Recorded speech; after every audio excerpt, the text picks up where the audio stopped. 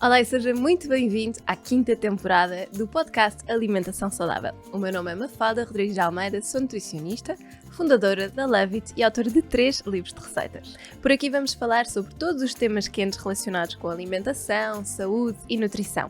Vou receber vários convidados que nos vão ajudar a falar sobre temas como saúde de uma forma simples, a desmistificar alguns conceitos que estão tão enraizados no nosso dia-a-dia e que parecem que complicam a nossa alimentação. Vamos falar sobre bem-estar, sobre técnicas importantes para a prevenção de vários tipos de doenças e, mais importante ainda, para a promoção da saúde.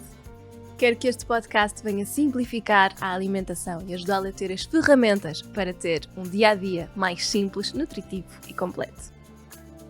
Olá e sejam muito bem-vindos a mais um episódio do nosso podcast. Esta semana venho falar-vos sobre um tema que me perguntam muito porque tem a ver com a questão da importância da vitamina B12 para a nossa saúde.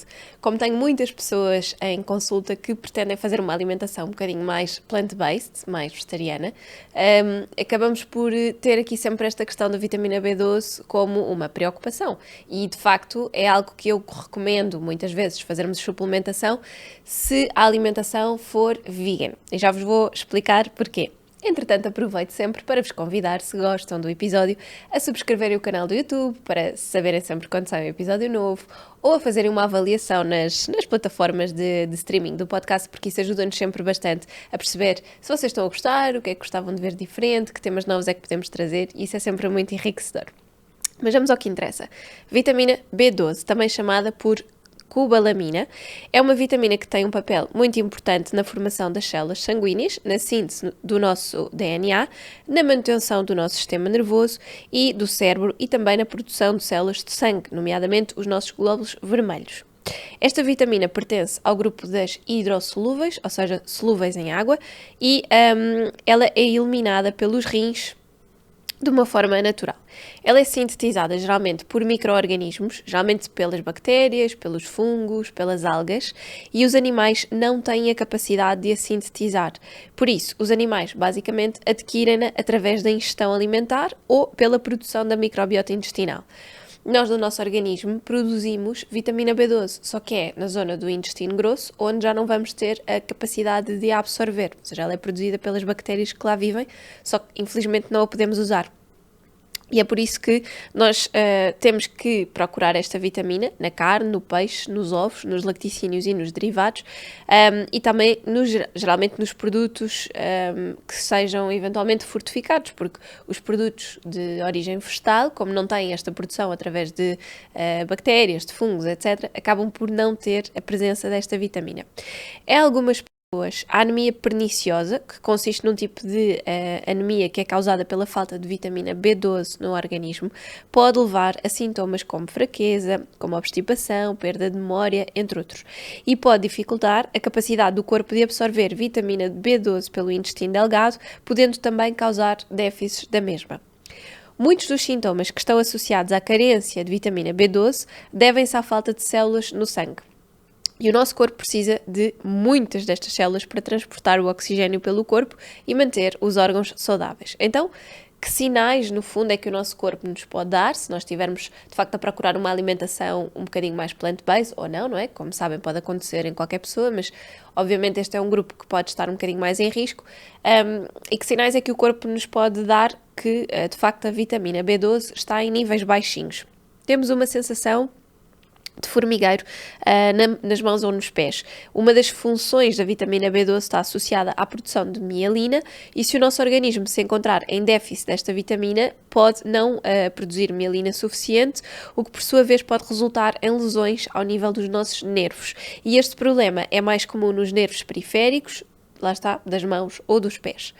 Depois também temos um outro sintoma, que é a dificuldade em movimentar-nos, ou seja, as lesões ao nível dos nervos periféricos podem resultar em problemas na movimentação do corpo, também na dormência, que pode provocar aqui dificuldade na locomoção, e a pessoa pode necessitar de algum apoio, não é? Pensem que quando nós estamos com uma mão ou pé dormente por algum motivo, porque estivemos numa posição um bocadinho desconfortável, também temos esse problema, não nos conseguimos mexer. E também pode haver aqui alguns sintomas de fraqueza muscular, ou de diminuição dos nossos reflexos. Depois temos um outro sintoma que até é muito associado mais à falta de ferro, que é a questão da pele pálida. Quando o nosso corpo não é capaz de produzir um número suficiente de glóbulos vermelhos, que de facto vai aqui originar um bocadinho mais de palidez da pele. A fadiga também é um sintoma, está associada à deficiência de B12, onde poderá estar presente a anemia, o que por sua vez faz com que a pessoa se sinta muito cansada de uma forma geral, independentemente de ter dormido bem, ter estado um dia inteiro de repouso, há uma sensação de cansaço muito grande.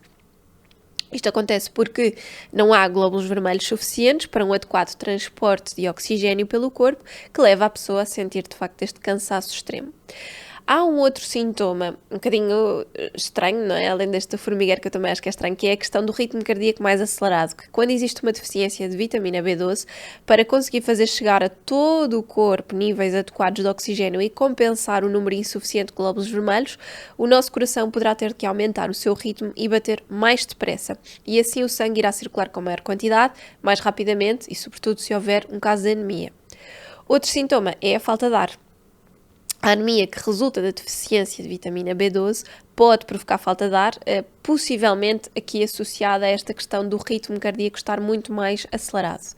Há ainda um outro sintoma que é a dor facial, portanto, os níveis de B12 influenciam a nossa saúde oral e quando existem déficits poderão surgir problemas como inchaço, vermelhidão na língua, úlceras na boca, sensação de um grande ardor na boca. E isto é devido a uma menor produção de glóbulos vermelhos que leva a uma menor quantidade de oxigênio a chegar à língua. Há também a questão das dificuldades cognitivas, porque a vitamina B12 está muito presente na parte do nosso sistema nervoso, não é? Portanto, ela interfere com a capacidade cognitiva e pode provocar coisas como dificuldade em pensar, perda de memória, até sintomas mais depressivos. A irritabilidade também pode ser um sintoma, portanto, o nosso humor pode ser afetado por surgir aqui este déficit de vitamina B12, que pode estar associado também a estes sintomas mais depressivos, mas geralmente é assim um bocadinho mais sintomas de revolta e a tal questão da irritabilidade.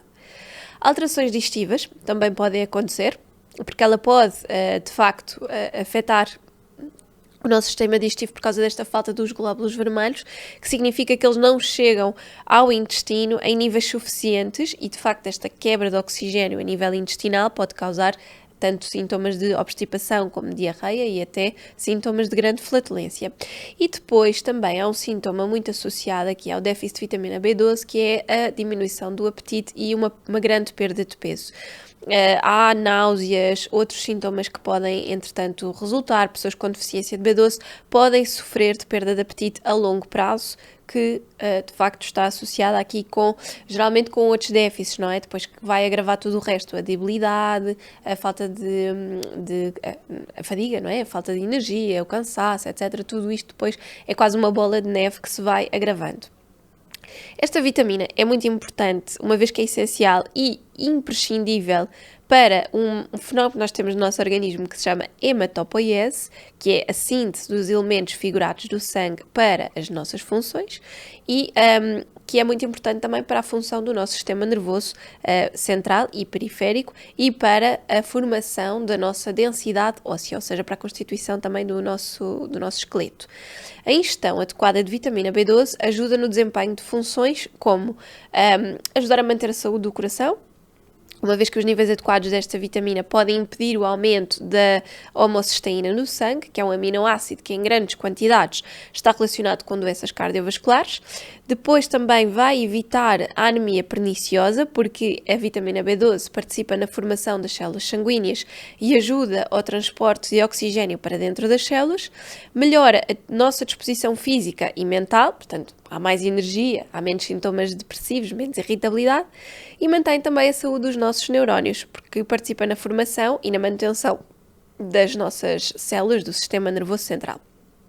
No entanto, para nós obtermos os benefícios desta vitamina, é importante mantermos a ingestão regular de alimentos que sejam fonte de vitamina B12. E assim é essencial manter uma alimentação que seja adequada, praticar exercício físico regularmente e ter uma boa noite de sono. Isso já sabem, aqueles pilares do bem-estar.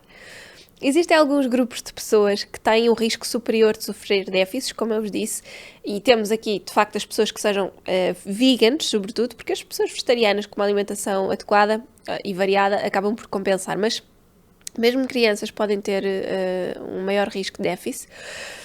Pessoas de idades avançadas, uma vez que com o passar dos anos nós vamos perdendo a capacidade de absorver alguns nutrientes, nomeadamente a vitamina B12, pessoas que tomam antiácidos por um período muito prolongado, chamadas bombas de prótons, que são aqueles, ou também vulgarmente mais chamados como os protetores gástricos, doentes que passaram por uma cirurgia para perda de peso, ou outro tipo de cirurgia ao estômago que pode afetar a capacidade de absorção, pessoas que tenham diabetes, pessoas com doenças que prejudicam a absorção de B12, como é o caso da doença de Crohn ou a doença celíaca, mulheres que se encontram a amamentar e também pessoas que ingerem elevadas quantidades de álcool, porque o álcool também vai causar inflamação intestinal e isso também pode pôr aqui em risco a absorção de uma série de nutrientes.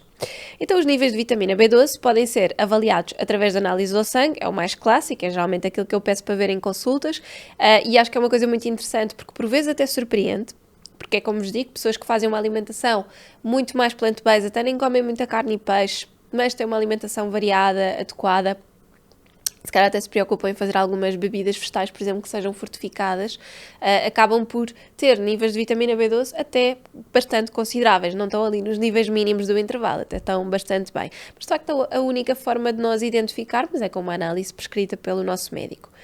A quantidade que nós devemos ingerir varia de acordo com a nossa idade, obviamente, como em tudo. Os adultos devem consumir cerca de 2,4 microgramas desta vitamina e esta vitamina está presente em alimentos como vos disse, os alimentos de origem animal. Portanto, carnes vermelhas, carnes de aves, peixe, marisco, moluscos, ovos, também nos laticínios, de uma forma geral, nós conseguimos encontrar. E pessoas que seguem uma alimentação que seja estritamente vegana devem, de facto, procurar aqui as alternativas mais fortificadas para conseguirem compensar. No entanto, pessoas que de facto tenham uma alimentação vegana e que às vezes pensam na suplementação ou na fortificação e não sabem muito bem o que é que é onde escolher, eu aqui digo sempre, temos que analisar. No primeiro ano, ou nos primeiros 6 meses, pelo menos, em que nós fazemos esta transição de uma alimentação um bocadinho mais omnívora e começamos a reduzir o consumo de carne e peixe, mesmo que ainda haja um consumo pontual, nós vamos sempre acumulando algumas reservas. Por isso é que eu digo que é entre os primeiros 6 meses a um ano. Mas se nós fizermos análise ao fim de 6 meses e depois ao fim de um ano de termos mudado a nossa alimentação, nós conseguimos perceber como é que estes níveis estão. E um ano é um período bastante grande para nós conseguirmos fazer já, tirar boas conclusões. Se os nossos níveis de vitamina B12 ao fim de um ano estiverem muito, muito próximos de intervalos mínimos, eu diria que ao fim de um ano nós estamos ali muito em risco de desenvolver uma possível deficiência, não é? Imaginem que nós descuramos a nossa alimentação durante algum tempo, ou alguma coisa não está a correr tão bem como nós queríamos, ou imaginem uma pessoa que tenha síndrome do colo irritável e, portanto, passe por uma altura pior e, portanto, não tenha a mesma capacidade de absorção. Portanto, há muitos fatores que, de repente, podem fazer com que os níveis de vitamina B12 vão por ali abaixo. Então, acho que é sempre importante tentarmos cuidar disto e se, quando avaliamos, ao fim de um ano, de mudarmos a nossa alimentação e percebemos que os níveis de vitamina B12 estão nos 300, 400, ok, é um nível bom, já não está ali tão perto dos 200, abaixo dos 200, não é? Que é ali já um número de referência um bocadinho mais preocupante e, portanto, significa que aquilo que nós estamos a fazer de forma adequada. Se de facto nós começamos a ficar preocupados, eu acho que antes de partirmos para a suplementação, podemos fazer, porque a suplementação, eu digo isto porque a suplementação normalmente eu só recomendo quando nós vemos de facto que os níveis já estão abaixo do que seria suposto, com análises com estas dos 6 meses e de um ano, mas a pessoa pode fazer de facto alimentos fortificados e às vezes pensamos, mas alimentos fortificados, mas onde é que eu vou buscar isso? Temos as bebidas vegetais, hoje em dia é muito fácil e às vezes quando nós lemos os rótulos e falamos sempre daquela questão de mínimo número de ingredientes possível, etc. Claro que isso é importante, não é? Mas, por exemplo, se for uma bebida de amêndoa, pode ter água, amêndoa, sal, normalmente elas têm, pode ter um conservante e eventualmente pode dizer lá vitamina B12 ou cobalamina, muitas vezes elas têm vitamina D, às vezes até têm ferro ou cálcio. Portanto, este género de fortificar é normal e até é bom se nós fizermos o consumo destes produtos de compra, não é? Se não formos nós a fazer em casa. Também acontece isto nos iogurtes, mesmo em alguns queijos, substitutos do queijo vegan, nós também conseguimos encontrar. Estava a pensar no tofu, às vezes também conseguimos encontrar. O tofu não é uma grande fonte de vitamina B12, mas como sofre um processo de fermentação, até mais o tempê fornece um bocadinho mais, e o seitan, contém níveis pequeninos de vitamina B12. E depois tudo o que sejam alimentos que são naturalmente fermentados, ou seja, que têm a presença destas bactérias que podem, de facto, produzir vitamina B12, como é o caso das leveduras, como é o caso da pasta miso, do kombucha, do kefir, etc. Contém, é verdade, quantidades muito pequeninas de vitamina B12, mas é melhor que nada, não é? Portanto, são fontes que nós podemos acabar por consumir para garantir que conseguimos encontrar. Então, como vos dizia, a suplementação, sim, pode ser uma opção, mas eu acho que é uma suplementação. É uma solução muito mais adequada para quando de facto já houve a detecção daquele déficit, já percebemos que a nossa alimentação não nos está a permitir, ou eventualmente até uma condição de saúde, podemos estar a absorver mal, não nos está a permitir manter os níveis como nós gostaríamos e para evitar todos aqueles sintomas e aquela anemia perniciosa, etc. Então vamos tentar suplementar. Não tem mal nenhum em suplementar, e atenção, muitas pessoas precisam desta suplementação, e sobretudo quando são crianças veganas, é importante termos, porque as necessidades estão acrescidas, mesmo nas grávidas também se faz, e portanto acho que é um bocadinho também desmistificar. É importante perceber a sua importância e percebermos que se fizermos uma alimentação um bocadinho mais à base de plantas, podemos estar neste risco, que devemos de facto ter atenção a isto, da mesma maneira que também devemos ter atenção à questão do ferro, à questão do cálcio, da vitamina D, que são assim nutrientes um bocadinho mais essenciais para estarem no nosso radar, digamos assim. Mas isto também pode acontecer, lá está, em quem consuma carne, peixe, etc. Claro que numa escala menor, porque nestes casos a pessoa teria de facto que ter um problema de absorção para se considerar que há um déficit, porque se a pessoa consumir, à partida está sempre a ingerir estes alimentos, mas lá está, é como acontece com o ferro.